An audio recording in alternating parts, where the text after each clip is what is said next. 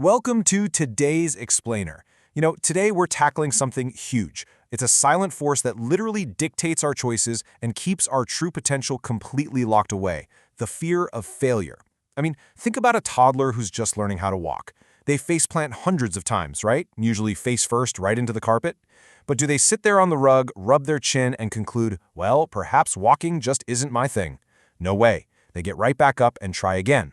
Yet somehow, as adults, a single stumble can entirely paralyze us. Why is that? Okay, let's really dive into this. We've got to challenge some of our most basic programming here. We have all been conditioned to view failure as the exact opposite of success.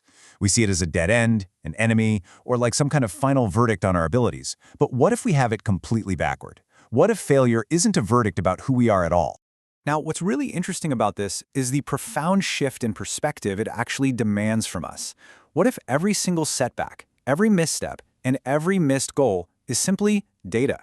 What if it's just valuable information pointing us forward, acting as a trusty guide rather than a giant stop sign? To figure out how to harness this, we first need to look at exactly where we get off track as we grow out of that fearless toddler phase. So somewhere along the way, we stopped seeing failure as something we just experience, and we mistakenly attached it to our core identity. And guys, there is a stark, absolutely crucial difference between these two mindsets. Saying "I failed" describes an objective event. It's simply something that happened out there in the world. But saying "I am a failure" describes an identity. It's a heavy judgment on who you are as a person. Blurring the lines between these two things is literally the root of our paralysis. When an event becomes our identity, the stakes become way, way too high. And man, when those stakes feel that high, we retreat. We retreat right into what is aptly called the prison of comfort. But the irony here? By being so absolutely terrified of failing that we just stop trying, we actually guarantee our own mediocrity. Think of all the hidden costs. You've got people languishing in totally unfulfilling jobs for decades, or staying in toxic relationships just because they fear uncertainty. This fear becomes a prison, but the crazy part is the walls are built entirely from our own imagination. Because the catastrophic failures we're so afraid of, they rarely ever actually happen. So how in the world do we break out of this? Well, imagine approaching your life with the emotionally detached curiosity of a researcher in a lab. Think about it. When a scientist runs an experiment and the whole thing explodes or just fizzes out, what happens? They don't fall to their knees in the lab and cry, "I am a failure." No, they look at the smoking beaker and say, "Fascinating. That did not work at all.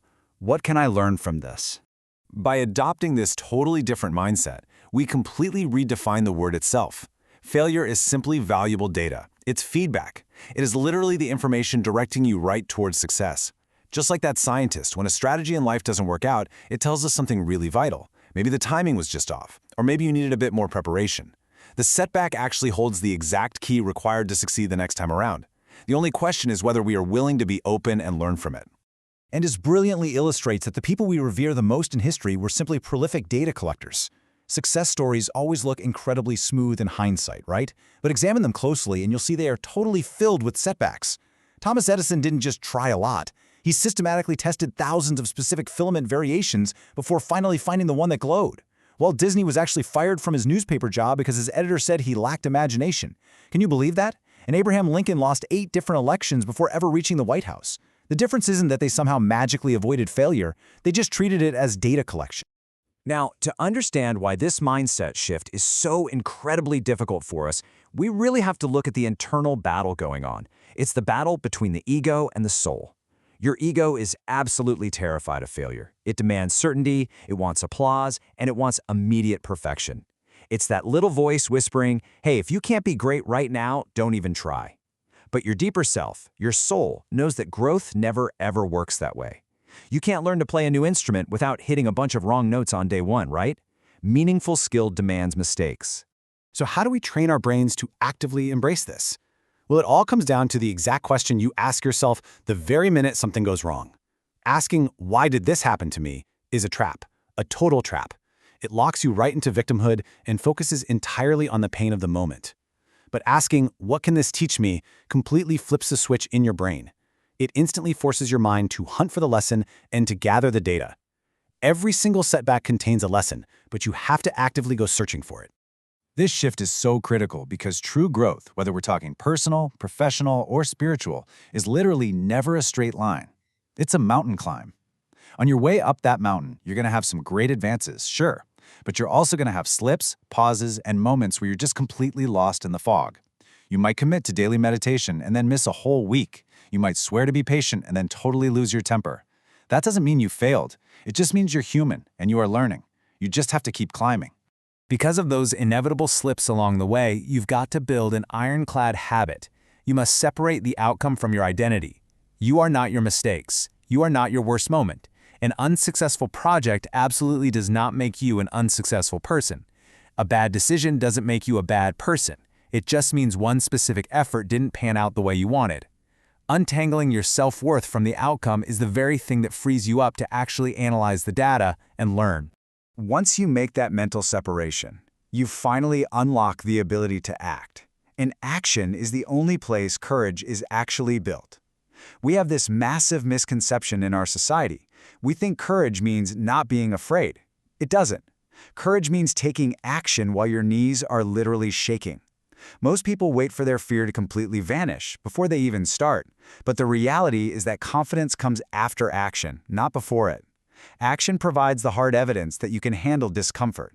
And slowly, but surely, that evidence replaces the fear.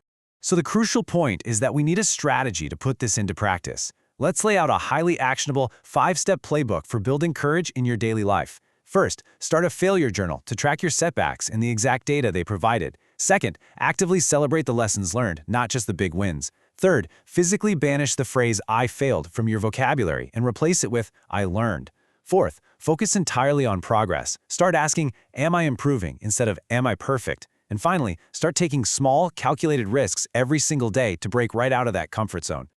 Which brings us to our final thought. The fear of failure wants to shrink your world. It really wants to convince you that imperfection is somehow a threat. But as we've seen, history proves that every great success is paved with setbacks. So the next time things go completely off script, take a breath. Look at the data. Will you let the fear of failure hold you back, or will you choose to fear only the refusal to learn? Because when you learn from every single stumble, failure ceases to exist entirely. There is only growth. Go out there and start collecting your data today.